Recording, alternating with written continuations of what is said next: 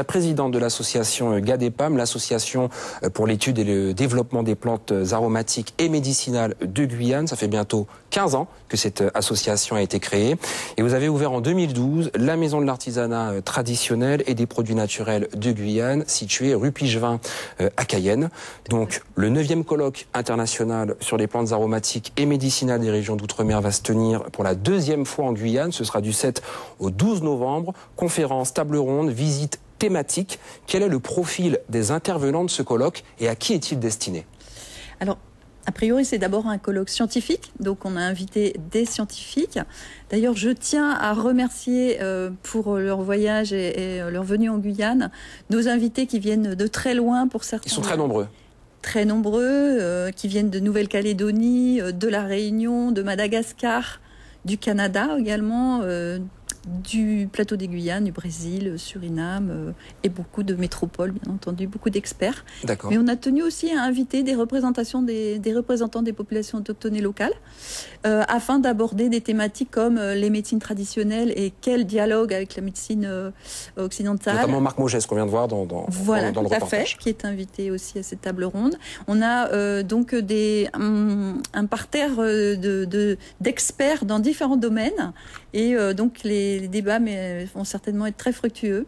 D'accord, alors c'est pour un public averti. Je sais qu'il y avait un coût pour participer à ce colloque, mais je sais qu'en marge de ce colloque, il y aura également des échanges avec notamment les scolaires, je crois.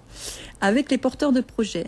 En fait, c'est un colloque qui dure sur 3 jours, et malheureusement, on était aussi limité par la place. Donc c'est un colloque qui coûte extrêmement cher, hein, bien sûr. Donc on a mis des inscriptions payantes. D'ailleurs, c'est comble. On va jouer à guichet fermé, comme on dit, pour le concert. C'est-à-dire que les inscriptions sont closes. Malheureusement, il n'y a pas davantage de place. Mais toutefois, toutes les interventions seront filmées. Donc on a l'intention ensuite de faire un DVD avec les actes du colloque. D'accord. Alors sur quoi allez-vous mettre l'accent? Je crois que c'est sur la valorisation des plantes médicinales. Voilà. Donc il y a 7 thématiques au total. Donc la première, bien sûr, sur les recherches ethnobotaniques et sur les pharmacopées traditionnelles. Et il y aura une table ronde lundi après-midi sur justement ce dialogue nécessaire entre différents types de médecine.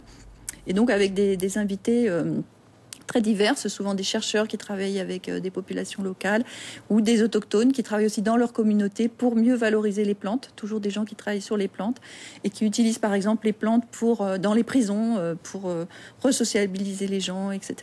Donc des expériences extrêmement intéressantes qui vont nous être exposées, qui donneront, j'espère, des idées à la Guyane. Et quand on parle de valorisation également des plantes, c'est aussi un petit peu d'économie. Je crois que lors de ce colloque, vous allez justement parler de la valorisation donc des PAM et des produits naturels et de la structuration de la filière. Je crois que la GADEPAM, vous avez déjà tenté cette expérience autour de l'artisanat. Tout à fait. Donc en fait, ce colloque aussi c'est pas seulement un colloque puisqu'on en est au 9e CIPAM. Le premier a eu lieu à La Réunion et tous les 2 ans, on organise un CIPAM dans un des dom-toms. Donc cette année, c'était autour de la Guyane. Pour la 2e fois. Pour la 2e fois, parce qu'en 2004, on l'avait déjà organisé. Et donc, l'objectif, justement, de ces CIPAM, c'est de valoriser les plantes médicinales de nos territoires. Et donc, en passant d'abord par l'inscription de ces plantes à la pharmacopée française. Il faut savoir que maintenant, chacun des 4 DOM a inscrit minimum 15 plantes à la pharmacopée française.